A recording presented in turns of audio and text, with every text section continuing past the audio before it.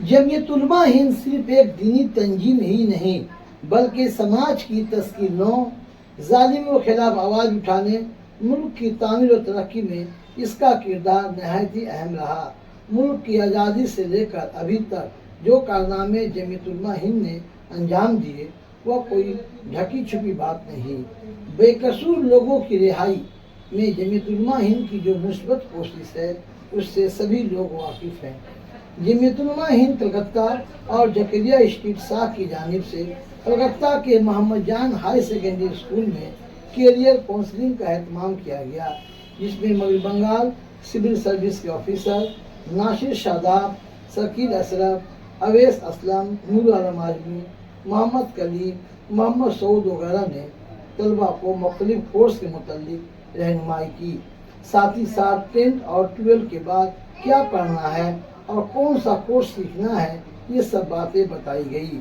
इस career counselling में मौजूद थे जमीयत उलमा हिंद कलकत्ता के सदर हाफिज अब्दुल रज़ाक साहब, जनरल सेक्रेटरी जिल्लुर रहमान आरिफ साहब, मौलाना रेहान खान, उमर खान, मोहम्मद तौहीद दिलकश, हाफिज अब्दुल हफीज, अली हुसैन वगैरह समेत दीगर जमीयत के जिम्मेदारान मौजूद थे। मौलाना अब्दुल रज़ाक साहब की दुआ पर इस तकरीब का अख्ताम हुआ। मैं साजिद परवेज, टाइम्स रिलेटिव, कोलकाता।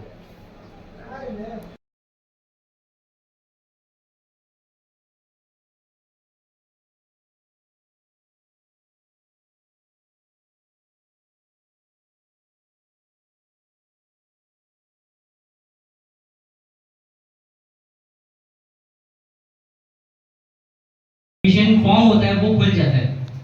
आप इसमें अपने आप को एनरोल कर सकते हैं और अपना दाखिला कर सकते हैं।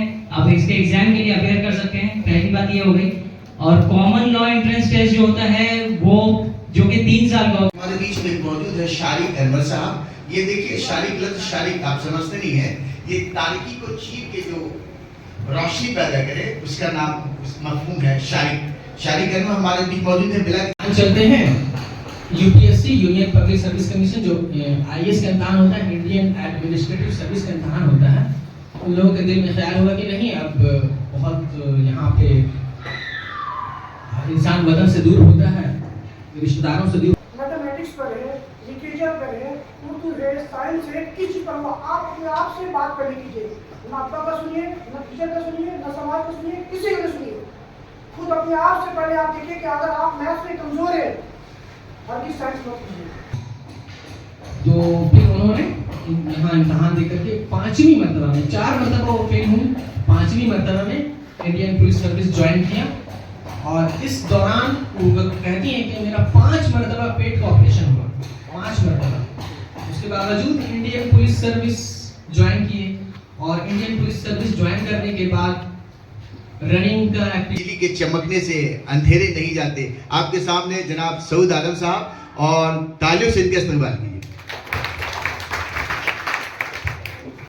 इंशाअल्लाह उस पोस्ट में जाएंगे तो आपको डेटा एंट्री ऑपरेटर का दरकार न पड़े, ये हम उम्मीद करते हैं। तो आप लोग कंप्यूटर में वेल बस गई, बहुत सारी बातें उस डेटा एंट्री ऑपरेटर की वजह से थोड़ा मुश्किलात का सामना करना पड़ रहा है। तो अभी जो यंग डब्ल्यूपीसी ऑफिसर हैं उन लोगों को डेटा एंट्री ऑपरेटर की दरकार नहीं, तो इस बात का हम देख रहे हैं, अल्लाह का शुक्र है। डेटा एंट्री ऑपरेटर का दरकार आप लोगों को ना पड़े, ये उम्मीद करेंगे। आप लोग अभी से वेल वर्स, वो भी एक जब सर्विस लाइफ में प्रैक्टिकल जाइएगा तो आपको एक परेशानी का सामना होगा। यानी असली तालीम को पहले जोर दिया गया कि भाई वो जो अपनी जबान जानता है वो हमारे लोगों को सिखलाए। ये बहुत बड़ी हमारे अंदर खला पैदा करने का एक रास्ता है कि आज हमने असली को और दीनी को बांट दिया। हमारे जिस्म का ये 2 आंख, अगर एक आंख में नहीं रहा तो हम ऐबदार होंगे और हम काना कहलाएंगे। दोनों आंखें हमारी जिंदगी की और हमारे जिस्म की रौनक है, इसलिए असली तालीम को भी लेके चलना है और दीनी मिजाज को भी लेके चलना है। उसको खोल दिया जाता है कि आप उसके एग्जाम के लिए अपने आप को फॉर्म फिल करें, अपने आप को एनरोल करें। तो ये हो गई दूसरी बात। और जो एंट्रेंस टेस्ट होता है उसमें क्या क्या सब्जेक्ट्स होते हैं वो भी मैं आपको बता देता हूँ। इसमें एक्स्ट्रा कोई सब्जेक्ट नहीं रहता।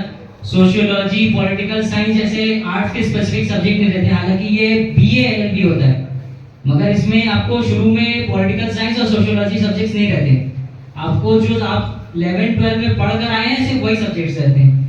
मैथ्स है, इंग्लिश है, कॉमन वो है ये आपका जनरल नॉलेज है, करंट अफेयर्स है, लीगल रीजनिंग नाम का एक सब्जेक्ट होता है जो कि आपने अभी आपने बताया था हमारे साथ जो WBCS है उन्होंने, हाँ, लीगल रीजनिंग, जिसमें ब्लड रिलेशंस के आपको बताना होगा। ऐसे जेन्युइन क्वेश्चन रहेंगे जो आपको अपने दिमाग से आंसर करने होंगे, सोचना होगा, थोड़ा सा तवज्जो देनी होगी।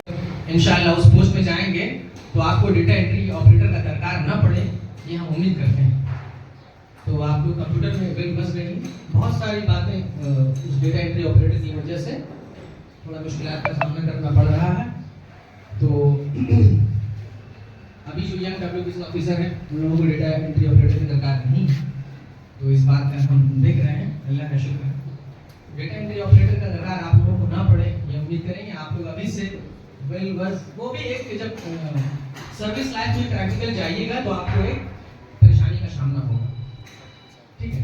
तो हम चाहेंगे कि आप लोग धीरे धीरे, वो डिफरेंट कोर्सेज हैं, हर 3 महीने का पाइथन का कोर्स है, 3 महीने का, बहुत उनको पाइथन में मास्टर नहीं बनना है, बस एक बेसिक, बहुत ज़्यादा नहीं, बेसिक कोर्स थोड़ा बहुत करना। अभी में हमको हैरत होती है कि रजिस्ट्रेशन था उसे रजिस्ट्रेशन से भर करके जब तक रात को हम लोगों ने क्लोज कर दिया था, सर रजिस्ट्रेशन क्लोज, हमारे यहाँ सीट फुल हो गए।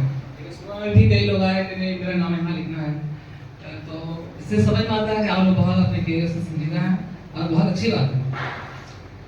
तो मैं सऊद आलम, असिस्टेंट टीचर हूँ कैलकाटा मुस्लिम गर्ल्स UP नाइट स्कूल के, और उसके अलावा ICM institute of competitive examinations and management के तहत जो बच्चे 10, 12 ग्रेजुएशन करने के बाद भी उससे पहले जो काउंसलिंग की ज़रूरत होती है या फिर उनका करियर किस स्रोत में जा सकता है, कहाँ अच्छा हो सकता है, उससे रिलेटेड गाइडेंस करते हैं। और इसमें हम सिर्फ अकेले नहीं हैं, जैसे मैंने कहा कि दामे दिरमे कदमे सुखने हमारी मदद के लिए तैयार रहे हैं, उन तमाम लोगों का बहुत ही ज़्यादा शुक्रिया अदा करता हूँ। और इसके साथ ही मैं उन तमाम तलबा से सबको नींद पर हम सब बहुत ही गुनाहगार हैं, सियाकार हैं, खताकार हैं। मौला करीम मगर आप तो हम सब का रब्बुल आलमीन है। या अल्लाह हमारा ईमान भी आप पर, हमारा यकीन भी आप पर, ये आपका बहुत बड़ा एहसान है मौला कि आपने हम सबको वो इंसान बनाया जो अपने रब को पहचान रहा है, चीज़ों के सामने अपने माता को देख रहा है। आज निहायत ही वक्त के साथ तालमेल मिलाते हुए जो जदीद असरी तकाज़ों को पूरा करने के लिए करियर काउंसलिंग का जो अहतमाम किया, ये निहायत ही काबिल सताइश है और मैं इसकी दामे दरमे सुखने इनको मुबारकबाद पेश करता हूँ। रही जहाँ तक मुख्तलिफ़ टेक्निकल कोर्सेज़ की, कम मुद्दती टेक्निकल कोर्सेज़ की, जिसमें मेडिकल फील्ड में बेशुमार मेडिकल फील्ड के सिर्फ पैथोलॉजी नहीं बल्कि और भी मुख्तलिफ़ किस्म के कम मुद्दती कोर्सेज़ हैं जिनमें शमूलियत करके और डिप्लोमा की डिग्री हासिल करके हमारे बच्चियाँ काम में जो है जुड़ सकते हैं और माशी ज़रिया हासिल कर सकते हैं। इसके अलावा कॉमर्स के फील्ड में भी मुख्तलिफ़ टैक्सेशन कोर्सेज़ हैं, GST है, इनकम टैक्स फाइलिंग कोर्सेज़ है, और इसमें भी ये भी कम मुद्दती कोर्स है जो कि कंप्यूटर एप्लीकेशन से वाबस्ता है।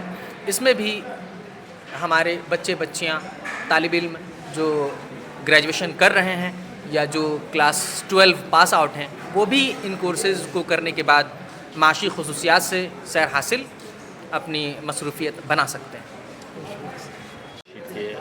इस प्रोग्राम कल्चरल प्रोग्राम के सेक्रेटरी भी हैं और स्कूल के टीचर भी हैं, मोहम्मद तौहीद दिलकश मशीक वगैरह में बराबर लिखते हैं। किस तरह से जमीयत का ये एजुकेशनल प्रोग्राम कैरियर काउंसलिंग कितना ज़रूरी है आज के इस दौर में और हमारे समाज में?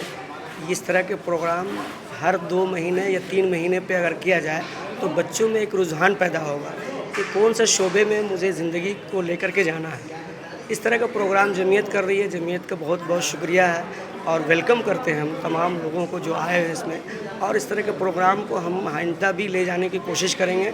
हमारे साथी आरिफ भाई हैं और जमीयत हमारे साथ है, उन तमाम तलबा का हम बहुत शुक्रिया अदा करते हैं और वेलकम करते हैं और इस तरह का प्रोग्राम आइंदा भी करने की कोशिश की जाएगी। जमीयत का मकसद ही यही है कि दीन और दुनिया दोनों को साथ में लेकर के चलें। इंशाअल्लाह इस तरह का प्रोग्राम हमेशा चलता रहेगा।